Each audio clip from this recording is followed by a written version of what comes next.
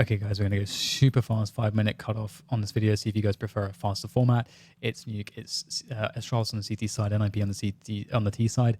We're going to see the 3-man take of the outer bomb site, one on B and one on Ivy. And immediately we're going to talk about this concept that Astralis will not allow themselves to be open to any angles of engagement. They will be completely safe at all points whilst they are taking the forward choke points. You must take these forward choke points on train because you want to make yourself safe against rush timings. If you don't and allow the Ts to have rush timings and get themselves out, not only can they kill you and kill your options of running up towards that ladder room position to threaten this spot and to maybe take it, that you also create a situation where they can destabilize your defense, and by getting into all these forward positions, they start smoking things off, throwing deep Molotovs, and all of a sudden you don't get to play the setups that you want. They have more information, they have more opportunities. So you want to make sure that you take all the opportunities, or as much as you can get, and that you take all of the information, therefore taking that also away from them. You also create a situation where they have to invest in taking these positions back, and also they have to think about the fact that because you've had more map control since the beginning, that means you can be in more positions, which creates more uncertainty for the Ts. So we'll see, again, very, very safe take. At no point before this smoke is up will there be anyone peeking. The smoke comes up just before the peek comes in here, and we'll get the Molotov into the ladder in position where Lekra is standing. Then in very Astralis fashion, we'll see the double HE in this ladder room position, and that's going to do some damage to Lekro. Lekro did smoke this position though, which is somewhat annoying and does prevent, in this instance, the CTs from deciding to go and take ladder room, but that's fine.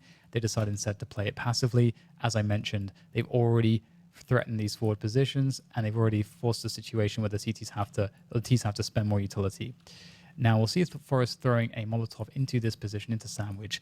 Now a Molotov is good for about 3 things whenever we're looking at a Molotov and its value.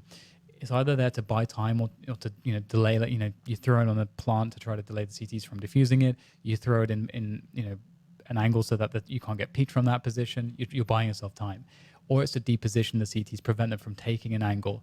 Or it is to set yourself up for a kill by forcing them out of a position they're currently in, and then that then allows you to get the kill. And on the previous one where I'm saying about depositioning the CTs, it can also be the case that when you're doing this, that you're taking away an angle which allows you to move forwards. So you get to move forwards whilst they're moving away.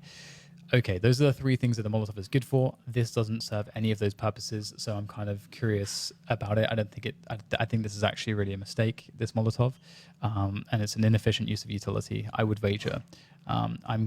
If you think I'm wrong, tell me in the comments. I would love to hear an argument otherwise. Meanwhile, we get the Ivy take here in the default from the T side. We get 2 players coming in these positions. Sometimes you run boost one across to make him safe against the AWP angle. Then what happens is this player can throw the Molotov, bringing the guy off the AWP angle. This guy throws the smoke grenade, and then they can advance forwards whilst the Molotov and the smoke are up and get into deeper positions and use flashbangs to prevent the CTs from going for any sneaky aggressions. And then this becomes one of those positions where the CTs have now been pressured immensely, because if you hold on to this position, there could be an entire team in this area. There could be a lurker. There could be no one. Maybe you rotated everyone out. They can't know. And so the onus is on the CDs to get the information. And so you can really slow play it. So the faster you get this position under control, the more annoying it is for the CTs. We're going to see 2 kills coming up here now from Forest. We're going to look at his perspective, and also from Popsky. So Forrest was waiting here with the Krieg. Don't let this scope fool you. This is the Krieg. Glaive also has the Krieg, so it's a fair fight in my books. And speaking of an unfair fight, we're going to see that Plopsky also gets a kill here towards Device. Now, this is a good example of left eye peek, and, well, Device has the disadvantages here. He has a left eye peek peeking into this, and he's closer to the angle of engagement. So he's at a disadvantage on both counts. We're going to see that that's not the case here for Lekro. Lekro will see, Plopsky. Plopsky will see him first. Plopsky's already seen him. Has Device seen Plopsky? No. So you can see this is the advantage. There's not even a scope up yet for Device.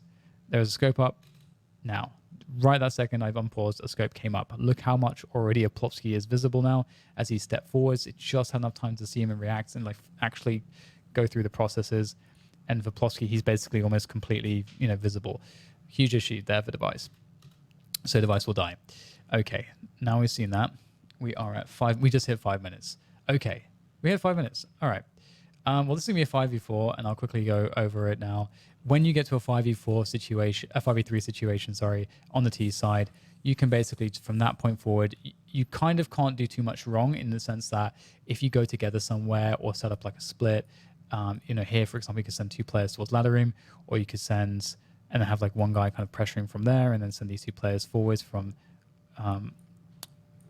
Ivy. Then you get the 2-1-2 split, the classic one, or you can rotate this guy down towards ladder, play it with Lecro, rotate these 2 guys back, and then have the 3-2 split. Like, you can kind of run any strat from this. They have players everywhere, so they can run pretty much anything. There's so much time on the clock, they could actually walk everyone back, maybe leave a lurker in a deep position, all that kind of stuff. What ends up happening, and I'm going to go over this quickly so you don't have this feeling like you just don't know what happened in this round, is that Astralis actually win it, and I'm going to go quickly over why, because again, I said that I would stop after 5 minutes, so I'm already kind of cheating, but we see that I think one of the mistakes that NiP make personally is that they just wait for 50 seconds after those kills before moving forwards. It's actually like 50 seconds until this point. And what happens is Magis is able to get into a position where he gets 2 1v1s with NiP. He only gets 1 kill, unfortunately for him, but still they end up winning the round because everyone else is a god. So I'll just quickly speed it up. You can see that the trades come through. Dupree's lurking outside. I don't know where he is. He gets 2 1v1s as well. The trade comes through. Then it's a 1v1 for ZipX. So basically there was a series of 1v1s in a 5v3, and that should never really happen if you're playing a T side. So that's definitely an issue. But there we go. That was a super fast rounds analyzed by me. Did you like this? Please tell me. Let me know. Share it with your friends. Those Reddit threads really help as well. So if you want to throw it up there or upvote those when you see them, that helps get them more visible. And I would love to keep making these. They're super enjoyable to make for you guys. And I hope you enjoyed it. And I'll see you on the next one.